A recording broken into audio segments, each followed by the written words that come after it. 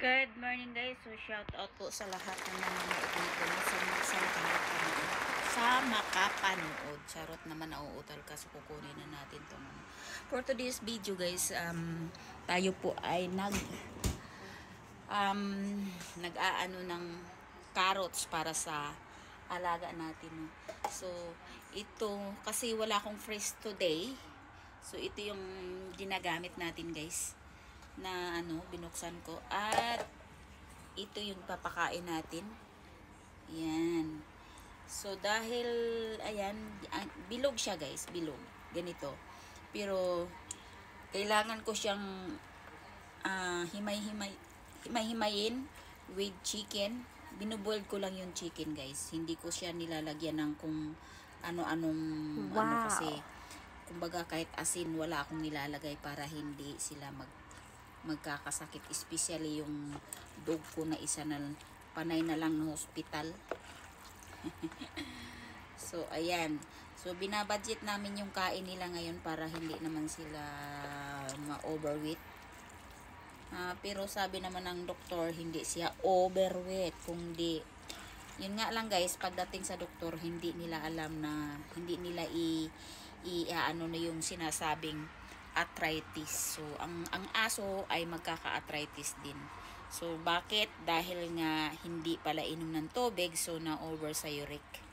So ang ginawa, sabi nung ahinsya or sa YouTube din na pinapanood ko tungkol sa aso kung ano yung gamot nila, sambong lang pala guys ilalagyan ng yung papainom sa kanya, kaso lang wala naman akong sambong dito. So ang ginawa ko, bumili ako sa True Online ng medicine para sa arthritis. So tingnan natin kung umaano na yung aso ko. Dali lang guys ha. Dali lang. Yan guys, hugasan naman natin yung tingga nila. Yung tingga ng mga dugi ko. Ilayo muna natin itong mga baso natin.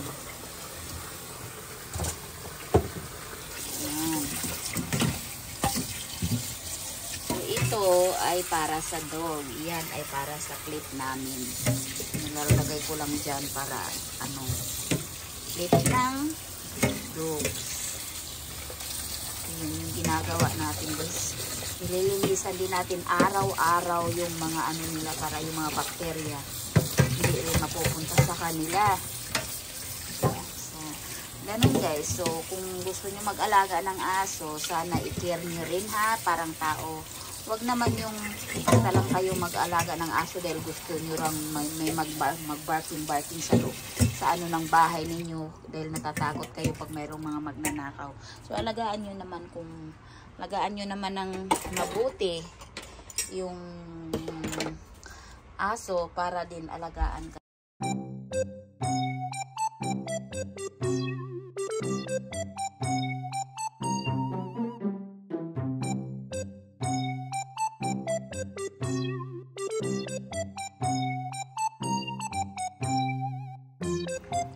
Kinakausap rin ako. Quiet ha?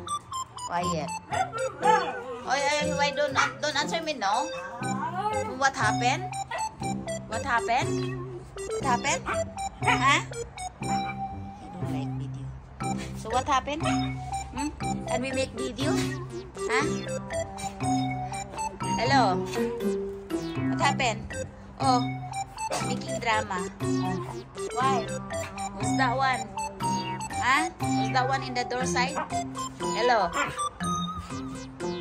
You know you're making drama. If I make video, you don't like.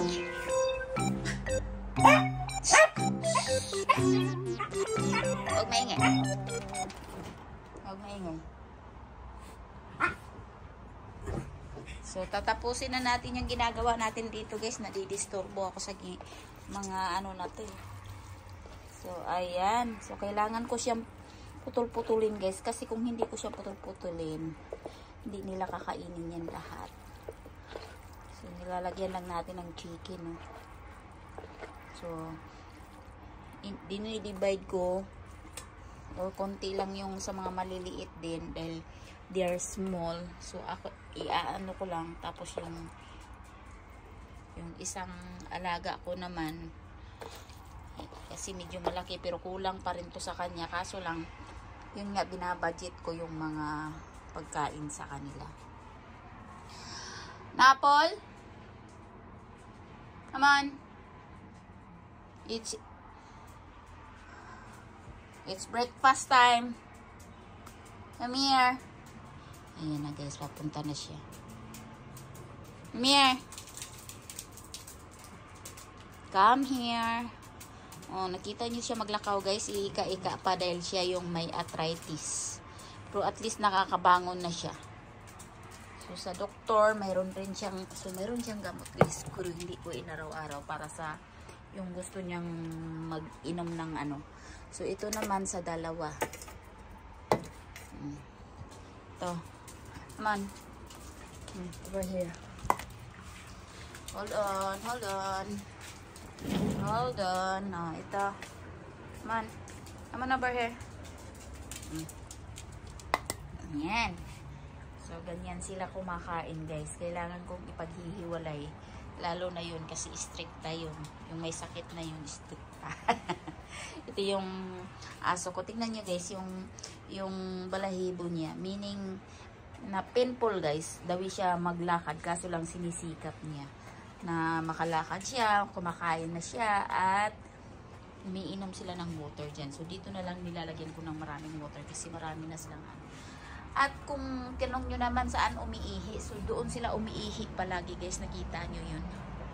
Ayan. So, yan yung ihianan nila. Para talaga yan sa aso, yung parang kulay puti na yan dyan.